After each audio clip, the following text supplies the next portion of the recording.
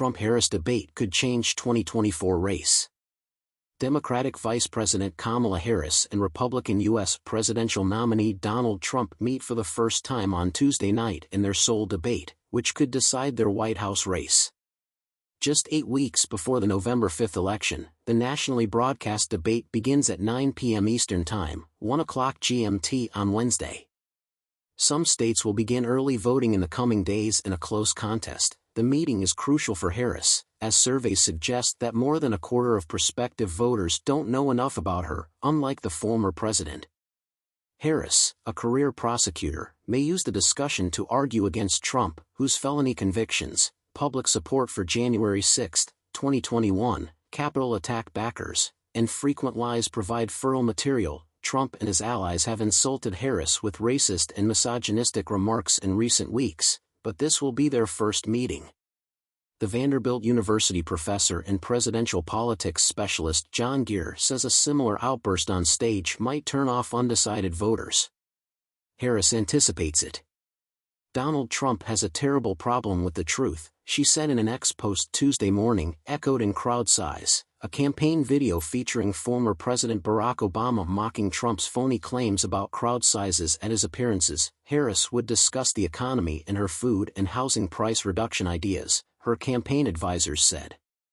Republicans and Trump's aides want him to focus on illegal immigration and high pricing on Tuesday to appeal to voters and depict Harris as too liberal for the country. The candidate's daughter-in-law, Laura Trump, said Trump prepared for the debate. "He's ready to talk about why your life was better when he was in government," she told CNN. While presidential debates may not change voters' beliefs, they can shift race dynamics. The June performance of President Joe Biden against Trump was so disastrous that he quit his candidacy. Competition is tough. Even a slight change in public opinion might change the outcome of a contest that could again come down to tens of thousands of votes in a few states. The New York Times polling averages show the two candidates tied in the 7 battleground states that will decide the election. Mitchell McKinney, a former U.S. Commission on Presidential Debates advisor, said there is more for Kamala Harris to gain and more for her to lose, as voter awareness of her is low. Viewers will ask her on numerous problems.